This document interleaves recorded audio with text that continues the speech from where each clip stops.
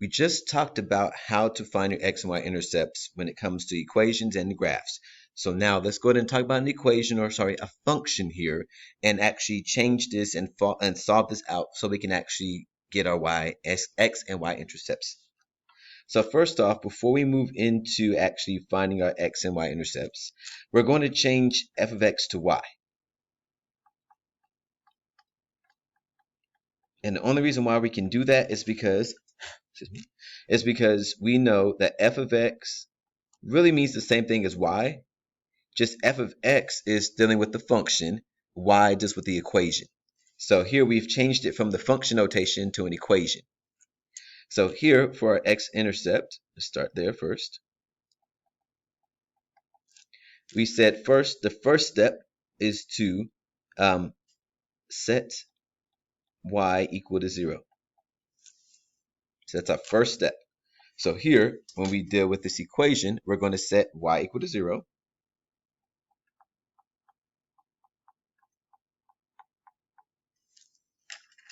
And then move on to our second step, which is to solve for x.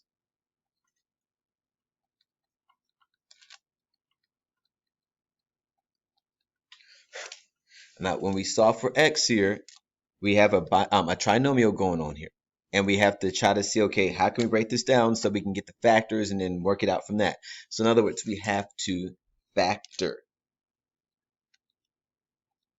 So with this part, make sure you remember how to factor. So here means we're going to have two parentheses, especially if this actually can factor down perfectly, which it does. And one of the things that you might have learned in your other math classes, not really sure, but I hope you did, it's a thing called, some people call it X factor. I just say the X.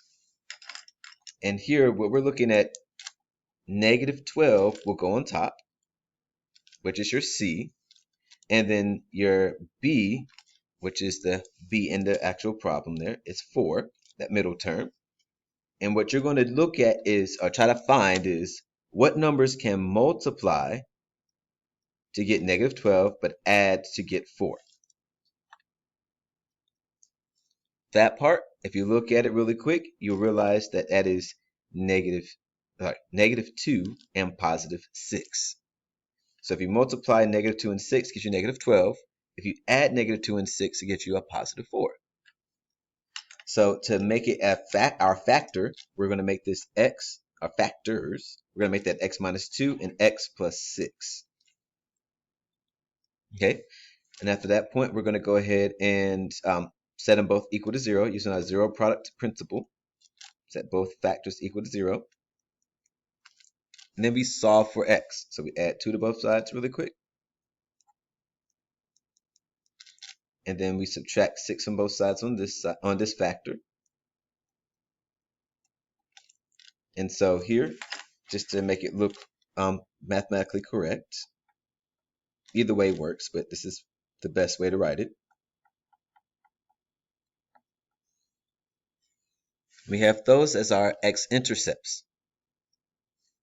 Okay, so now let's go to our y-intercept really quick. And that one's even quicker because it's less work. So for our y-intercept, again, we're going to set something equal to 0, but this time it's x. So when we look up here, we're going to keep the y this time, and we're going to set everything that's x equal to 0.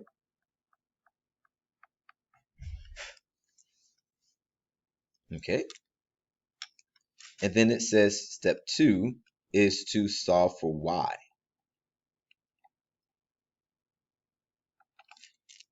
Right, so here you will get 0 plus 0 minus 12, which means y is equal to negative 12.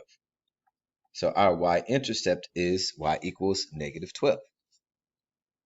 And that's it. All you have to do when it comes to equations is that.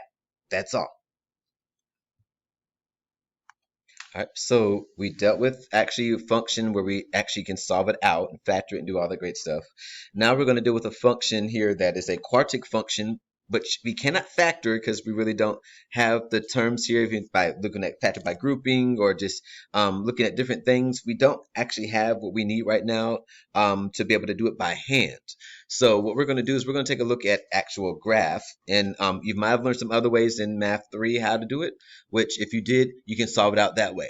But for right now, we're going to take a look at the graph on Desmos, and we're going to graph it out and find our x and y intercepts. So we have already completed or put the equation into Desmos here, and it gave us this wonderful graph. And with it, what we're trying to do again is find our x and y intercepts. So where they cross the x-axis, where they cross the y-axis. And so with this part, looking at these two pieces right here, these are x-intercepts where they cross the intercept, like go across like the actual x and y axis. So that's what we're looking for, and that's the points we're going to write down. So just like we did before, we're going to write down the x coordinates. So here, let me click on this, and then I'm going to pull this up so we can actually look at Elmo at the same time as we're writing it down. So here, we're going to have our x-intercept. We're going to have x equals negative 3.385.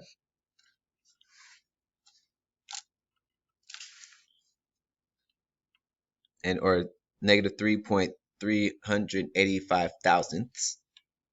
And then we're going to come to the second one here, our second point. We're going to write that x value down of negative 0.373, or 373 thousandths. All right, so we have our x and y intercepts going on, or x-intercepts here. Now, one thing I'm going to have you guys do here, especially when it comes to the graph, and you can actually, we'll have you do it for equations later on also. I want you to put down the ordered pair. So our ordered pair for this, or ordered pairs in this case. So we have negative 3.385 and 0. And then the other one is negative 0.373 and 0.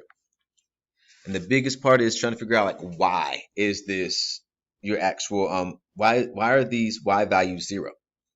And hopefully you guys can see and recognize and remember that if it's crossing the x-axis here, that means that's y equals 0.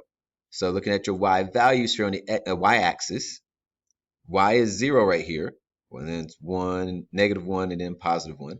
But when it crosses the x-axis, your y value is 0. So therefore, you should have zeros here for your y values for the ordered pair.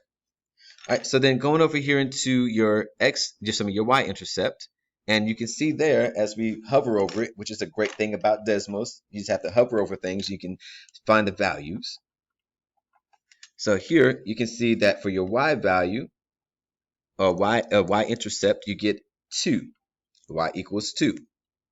And so here, when we're dealing with this part, we're going to do an ordered pair. And with our ordered pair, what we're going to do again, as you can see, it's 0, 2. And as a reminder here, when it comes to our ordered pair, that means your x value right here is 0. So that means at this part, this is where x is 0, but your y value changes. But x is still 0 the whole time. But then as you remember, for everything that we're dealing with, we talked about how to do it in the equation. With the equation a few seconds ago on A, we said, okay, for the x-intercept, we set y equal to 0 and solve for it. So if we say we set y equal to 0, that means the ordered pair should have 0 for y. This one we said x is going to equal 0.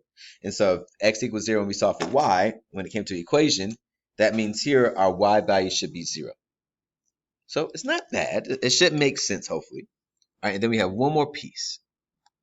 All right, so here's the last piece. And we've talked about, again, how to find it when it came to just any regular equation. We talked about how to put the equation into Desmos and actually find the graph, and then actually find your x and y intercepts. And now here we're giving you a graph, and you're going to go ahead and actually write the x and y intercepts. And with this, go ahead and hit the pause video, draw the graph out really quick, and then actually go ahead and do the x-intercepts and y-intercepts with me. So hit pause, and then I'm going to keep on going, and then you hit play when you're finished drawing it out, and then we'll be ready to go. So this is our x-intercept here, and our y-intercept. And as we're going through all this great stuff, we're looking at the x-intercepts where it crosses the x-axis. And so let me get a good color here. So this color right here. So all the parts where it hits the x-axis, it's hitting the x-axis right here, hitting the x-axis right here. So those are the only spots where it's crossing the x-axis, where it's actually intercepting it. So if that's happening, that means we have x equals -4, -1, and 2. And then all we have to do is just put in ordered pairs.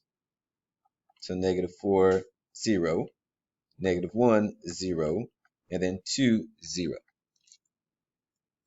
And again, that's not bad. That's not hard at all. Where it crosses x-intercepts. And this is the only point where it crosses the y-axis. Where it crosses the y-axis. This is where it crosses the x-axis. This is where it crosses the y-axis. Only at one spot. So that's y equals -4. We put that into the ordered pair. That would be 0, -4.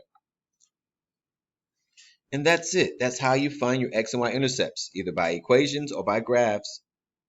And that's it.